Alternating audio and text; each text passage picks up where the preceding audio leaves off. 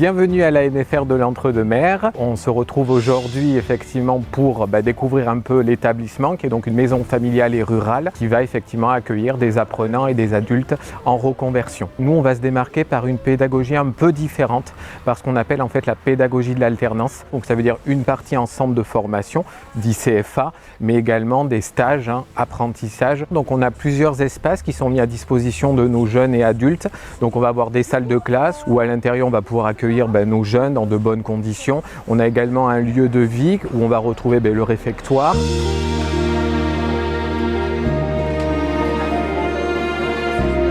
On a l'internat qui est tout neuf depuis 1 an et demi.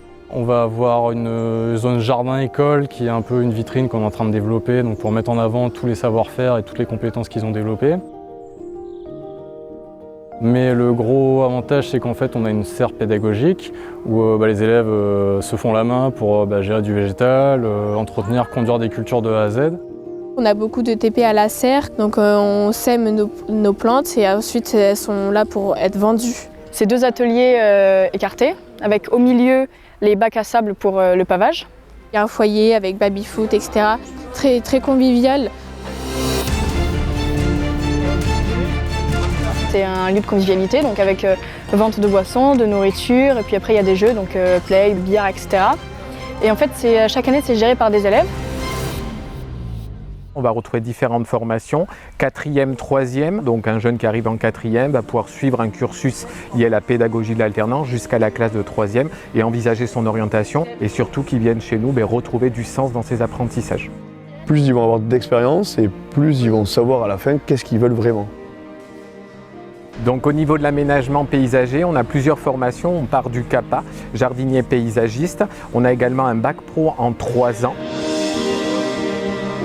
On propose également un parcours d'1 an pour quelqu'un qui aurait déjà un diplôme de niveau bac. Et ensuite, on retrouve depuis cette année le BTSA qui concerne l'aménagement paysager.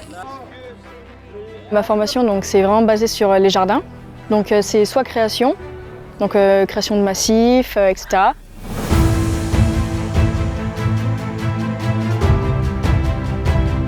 Ou soit c'est de l'entretien, donc des allées ou autres, il y a la création de clôtures.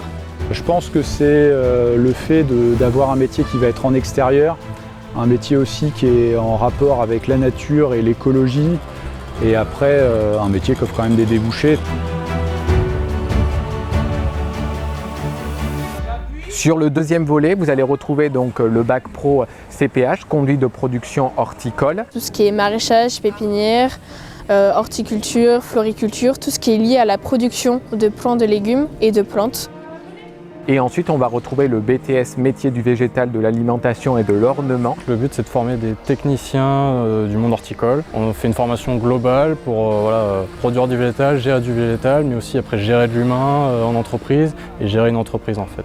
Alors Pauline Leurent, responsable de la formation CSPAM qui signifie le certificat de spécialisation en conduite de production de plantes à parfum aromatique et médicinal. C'est une formation qui forme de futurs agriculteurs, agricultrices, donc en production de plantes à parfum aromatique et médicinal, mais aussi en transformation.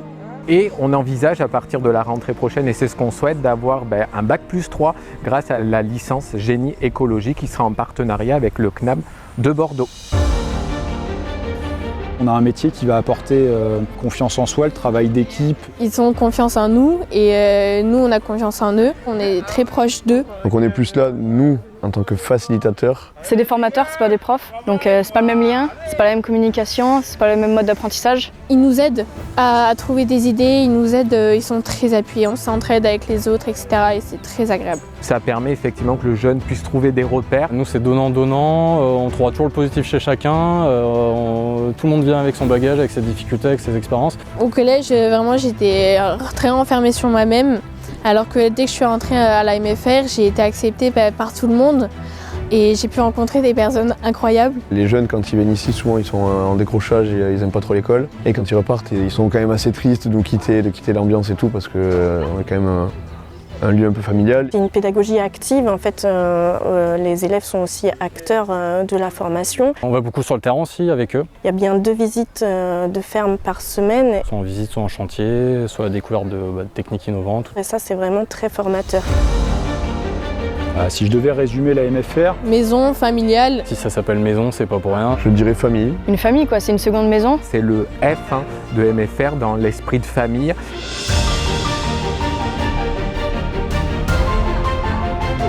ouverture d'esprit, Passionnant. liberté, Convivialité, professionnel. Savoir-être, savoir-faire, savoir. bonheur, parce qu'on est content de venir ici. On vient pas avec la boule au ventre le matin. On est tous des humains pour s'aider, pour rendre service, pour travailler ensemble.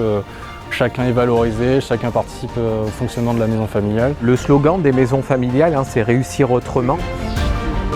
C'est mieux ici, ça va changer la vie. Et qu'une chose, venez, vous allez kiffer.